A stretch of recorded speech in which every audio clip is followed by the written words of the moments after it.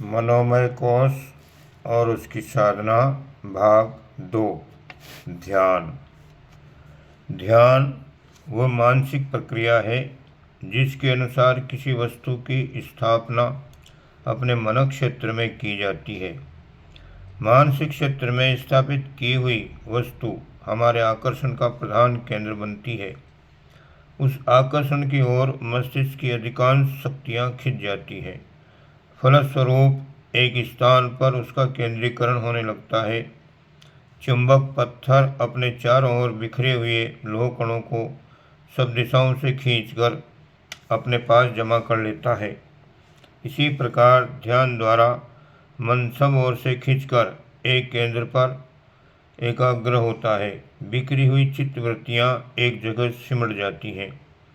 कोई आदर्श लक्ष्य इष्ट निर्धारित करके उसमें तन्मय होने को ध्यान कहते हैं। जैसा ध्यान किया जाता है मनुष्य वैसा ही बनने लगता है। सांचे में गीली मिट्टी को दबाने से वैसी आकृति बन जाती है जैसी उस सांचे में होती है। कीट भृंग का उदाहरण प्रसिद्ध है। झिंगुर को भृंग पकड़ ले जाती है और उसके चारों ओर लगातार गुंजन करती है। झिंगुर इस गुंजन को तन्मय होकर सुनता है और भृंग के रूप को उसकी चेष्टाओं को एकाग्र भाव से निहारता रहता है। झिंगुर का मन भृंगमय हो जाने से उसका शरीर भी उसी ढांचे में ढलना आरंभ हो जाता है। उसके रक्त मांस नस नाड़ी त्वचा आदि में मन के साथ ही परिवर्तन आरंभ हो जाता है और थोड़े समय में वह झिंगुर मन से और शरीर से भी असली भृंग के समान बन जाता है। इसी प्रकार ध्यान शक्ति द्वारा साधक का सर्वांगपूर्ण कायाकल्प होता है। साधारण ध्यान से मनुष्य का शरीर परिवर्तन नहीं होता। इसके लिए विशेष रूप से गहन साधनाएं करनी पड़ती हैं। परंतु मानसिक कायाकल्प करने में हर मनुष्य ध्यान साधना से भरपूर लाभ उठा सकता है। ऋषियों ने इस बात पर जोर दिया है कि हर साधक को इष्ट देव चुन लेना चाहिए। इष्ट देव चुनने का अर्थ है जीवन का प्रधान लक्ष्य निर्धारित करना। इष्ट देव उपासना का अर्थ है उस लक्ष्य में अपनी मानसिक चेतना को तन्मय कर देना। इस प्रकार की तन्मयता का परिणाम यह होता है कि मन की बिखरी हुई शक्तियाँ एक बिंदु पर एकत्रित हो जाती हैं। एक स्थानीय एकाग्रता के कारण उसी दिशा में सभी मानसिक शक्तियाँ लग जाती हैं। फलस्वरूप साधक के गुण स्वभाव विचार उपाय एवं काम अद्भुत गति से बढ़ते हैं जो उसे निर्धारित लक्ष्य तक सफलतापूर्वक स्वल्प काल में ही पहुंचा देते हैं। इसी को इष्ट सिद्धि कहते हैं। ध्यान साधना के लिए ही आदर्शों को इष्टों को दिव्य रूपधारी देवताओं के रूप में मानकर उनमें मानसिक तन्मयता स्थापित करने का यौगिक विधान है। प्रीति सजातियों में होती है, इसलिए लक्ष्य रूप इष्ट को दिव्य देहधारी देव मानकर उसमें तन्मय होने का गूढ़ एवं रहस्यमय मनोवैज्ञानिक आधार स्थापित करना पड़ता है। एक एक अभिलाषा एवं आदर्श का एक एक इष्ट देव है। जैसे बल की प्रतीक दुर्गा, धन की प्रतीक लक्ष्मी, बुद्धि की प्रतीक सरस्वती, धार्मिक संपदा की गायत्री एवं भौतिक विज्ञान की प्रतीक सावित्री मानी गई है। गौरी पद्मा सची मेधा सावित्री विजया जया देवसेना स्वधा स्वाहा मातर लोकमातर धृति पुष्टि तुष्टि आत्मदेवी ये षोडश मातृकाएँ प्रसिद्ध हैं।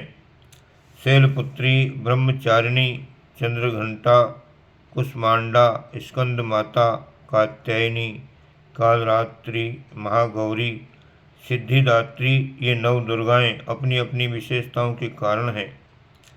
ऐसा भी हो सकता है कि एक ही इष्ट देव को आवश्यकता के अनुसार विभिन्न गुणों वाला मान लिया जाए। एक महाशक्ति के विविध प्रयोजनों के लिए काली, तारा, षोडशी, भुवनेश्वरी, छिन्नमस्ता, त्रिपुर भैरवी, बगला, मातंगी, कमला, इंद्राणी, वैष्णवी, ब्रह्माणी, कौमारी, नरसिंही, वाराही, महेश्वरी, भैरवी आदि विविध रूपों में उपासना की जाती है। एक ही महागायत्री की ह्रीं श्रीं क्लीं यानी सरस्वती, लक्ष्मी, काली के 3 रूपों में आराधना होती है। फिर इन तीनों में अनेक भेद हो जाते हैं। जो साधक मातृ शक्ति की अपेक्षा पितृशक्ति में अधिक रुचि रखते हैं, जिन्हें नारी परक शक्ति तत्व की अपेक्षा पुरुष तत्व प्रधान यानी पुल्लिंग दिव्य तत्व में विशेष मन लगता है, वे गणेश, नरसिंह, भैरव, शिव, विष्णु आदि इष्टों की उपासना करते हैं। यहाँ किसी को भ्रम में पड़ने की आवश्यकता नहीं है। अनेक देवताओं का कोई स्वतंत्र आधार नहीं है। ईश्वर एक है, उसकी अनेक शक्तियाँ ही अनेक देवों के नाम से पुकारी जाती हैं। मनुष्य अपनी इच्छा, रुचि और आवश्यकता अनुसार उन ईश्वरीय शक्तियों को प्राप्त करने के लिए, अपनी ओर आकर्षित करने के लिए अपना इष्ट लक्ष्य चुनता है और उनमें तन्मय होते ही मनोवैज्ञानिक उपासना पद्धति द्वारा उन शक्तियों को अपने अंदर प्रचुर परिणाम में धारण कर लेता है। ध्यान योग साधना में मन की एकाग्रता के साथ साथ लक्ष्य को, इष्ट को भी प्राप्त करके योग स्थिति उत्पन्न करने का दोहरा लाभ प्राप्त करने का प्रयत्न करता है। इसलिए इष्ट देव का मन क्षेत्र में उसी प्रकार ध्यान करने का विधान किया गया है। ध्यान में 5 अंग हैं। पहला है स्थिति, दूसरा संस्थिति, तीसरा विगति, चौथा प्रगति और 5वां संस्मिति। इन पर कुछ प्रकाश यहाँ पर डाला जाता है। स्थिति का तात्पर्य है साधक की उपासना करते समय की स्थिति। मंदिर में, नदी तट पर, एकांत में, शमशान में, स्नान करके, बिना स्नान किए, पद्मासन से, सिद्धासन से, किस ओर मुँह करके, किस मुद्रा में, किस समय, किस प्रकार ध्यान किया जाए, इस संबंध में व्यवस्था को स्थिति कहते हैं। संस्थिति का अर्थ है इष्ट देव की छवि का निर्धारण। उपास्य देव का मुख, आकृति, आकार, मुद्रा, वस्त्र, आभूषण, वाहन, स्थान, भाव को निश्चित करना संस्थिति कहलाती है। विगति कहते हैं गुणावली को। इष्ट देव में क्या विशेषताएं, शक्तियां, सामर्थ्य, परंपराएं एवं गुणावलियां हैं, उनको जानना विगति कहा जाता है। विगति कहते हैं गुणावली को। प्रगति कहते हैं उपासना काल में साधक के मन में रहने वाली भावना को। दास्य, सखा, गुरु, बंधु, मित्र, माता पिता, पति, पुत्र, सेवक, शत्रु आदि जिस रिश्ते से उपास्य देव को मानना हो, उस रिश्ते की स्थिरता तथा उस रिश्ते को प्रगाढ़ बनाने के लिए इष्ट देव को प्रमुख ध्यान अवस्था में अपनी आंतरिक भावनाओं को विविध शब्दों तथा चेष्टाओं द्वारा उपस्थित करना प्रगति कहलाती है। संस्मिति वह व्यवस्था है जिसमें साधक और साध्य, उपासक और उपास्य एक हो जाते हैं। दोनों में कोई भेद नहीं रहता। भृंग कीट की सी तन्मयता, द्वैत के स्थान पर अद्वैत की झांकी। उपास्य और उपासक का अभेद में स्वयं इष्ट देव हो गया हूँ या इष्ट देव में पूर्णतया लीन हो गया हूँ, ऐसी अनुभूति का होना अग्नि में पड़कर जैसी लकड़ी भी अग्निमय लाल वर्ण हो जाती है, वैसे ही अपनी स्थिति जिन क्षणों में अनुभव होती है उसे संस्मिति कहते हैं। एक ही इष्ट देव के अनेक प्रयोजनों के लिए अनेक प्रकार से ध्यान किए जाते हैं। साधक की आयु, स्थिति, मनोभूमि, वर्ण, संस्कार आदि के विचार से भी ध्यान की विधियों में स्थिति, संस्थिति, विगति, प्रगति एवं संस्मिति की जो कई महत्वपूर्ण पद्धतियां हैं, उनका विस्तार वर्णन इन प्रश्नों में नहीं हो सकता। यहाँ तो हमारा प्रयोजन मनोमय कोश को व्यवस्थित बनाने के लिए ध्यान द्वारा मन को एकाग्र करने की, वश में करने की विधि बताना मात्र है। इसके लिए कुछ ध्यान नीचे दिए जाते हैं। ध्यान के कई प्रकार हो सकते हैं। कुछ प्रकारों की यहाँ पर विवेचना की जा रही है। पहला प्रकार ध्यान का जो है, चिकने पत्थर या धातु की सुंदर सी गायत्री प्रतिमा लीजिए, उसे एक सुसज्जित आसन पर स्थापित कीजिए। प्रतिदिन उसका जल, धूप, दीप, गंध, नैवेद्य, अक्षत, पुष्प आदि मांगलिक द्रव्यों से पूजन कीजिए। इस प्रकार नित्य प्रति पूजन आरंभिक साधकों के लिए श्रद्धा बढ़ाने वाला, मन की प्रवृत्तियों को इस ओर झुकाने वाला होता है। साधक में अरुचि को हटाकर रुचि उत्पन्न करने का प्रथम सोपान ये पार्थिव पूजन ही है। मंदिरों में मूर्ति पूजा का आधार ये प्राथमिक शिक्षा के रूप में साधना का आरंभ करना ही है। दूसरा तरीका है, शुद्ध होकर पूरब की ओर मुँह करके कुश के आसन पर पद्मासन लगाकर बैठिए। सामने गायत्री का चित्र रख लीजिए। विशेष मनोयोग पूर्वक उसकी मुख आकृति या अंग प्रत्यंगों को देखिए। फिर नेत्र बंद कर लीजिए। ध्यान द्वारा उस चित्र की बारीकियां भी ध्यान अवस्था में भली भांति परिलक्षित होने लगेंगी। इस प्रतिमा को मानसिक साष्टांग प्रणाम कीजिए और अनुभव कीजिए कि उत्तर में आपको आशीर्वाद प्राप्त हो रहा है। तीसरा ध्यान का प्रकार है, एकांत स्थान में सुस्थिर होकर बैठिए। ध्यान कीजिए कि निखिल नील आकाश में और कोई वस्तु नहीं है, केवल एक स्वर्णिम वर्ण का सूर्य पूर्व दिशा में चमक रहा है। उस सूर्य को ध्यान अवस्था में विशेष मनोयोग पूर्वक देखिए। उसके बीच में हंसारूढ़ माता गायत्री की धुंधली सी छवि दृष्टिगोचर होगी। अभ्यास से धीरे धीरे ये छवि स्पष्ट दिखने लगेगी।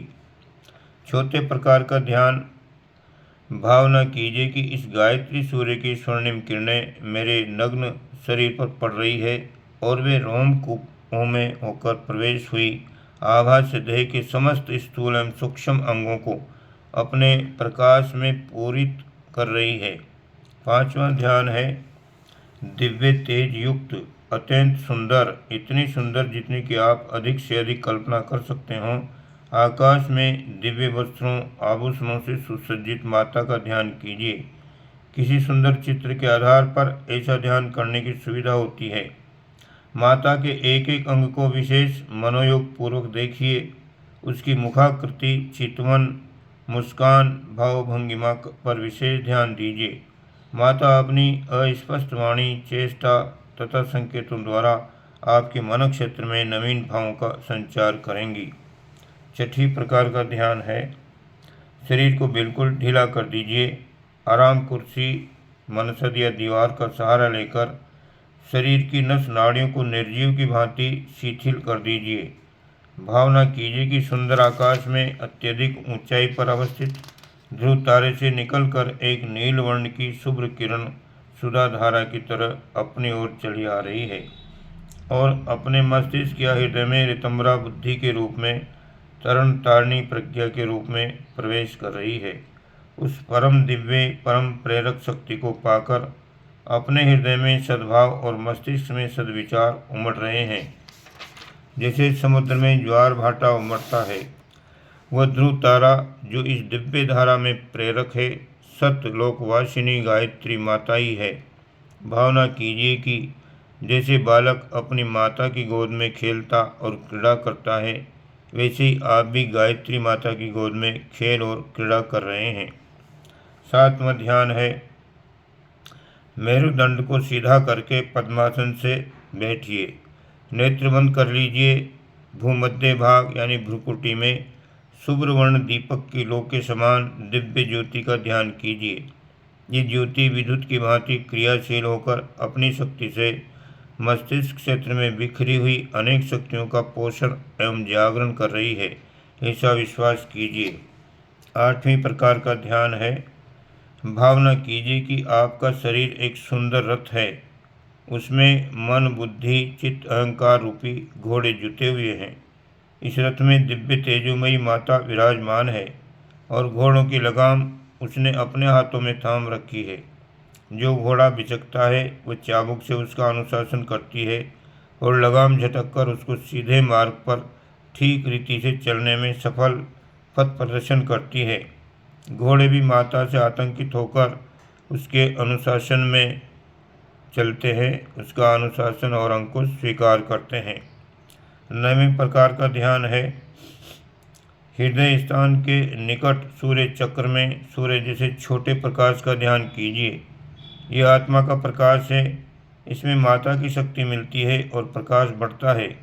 इस बढ़े हुए प्रकाश में आत्मा के वस्तु स्वरूप की झांकी होती है। आत्म साक्षात्कार का केंद्र ये सूर्य चक्र ही है। 10वां ध्यान है। ध्यान कीजिए कि चारों ओर अंधकार है, उसमें होली की तरह पृथ्वी से लेकर आकाश तक प्रचंड तेज जाज्वल्यमान हो रहा है। उसमें प्रवेश करने से अपने शरीर का प्रत्येक अंग मन क्षेत्र से उस परम तेज के समान अग्निमय हो गया है। अपने समस्त पाप ताप विकार संस्कार जल गए हैं और शुद्ध सच्चिदानंद शेष रह गया है। ऊपर कुछ सुगम एवं सर्वोपयोगी ध्यान बताए गए हैं। ये सरल है और प्रतिबंध रहित हैं। इनके लिए किन्हीं विशेष नियमों के पालन की आवश्यकता नहीं होती। शुद्ध होकर साधना के समय उनका करना उत्तम है।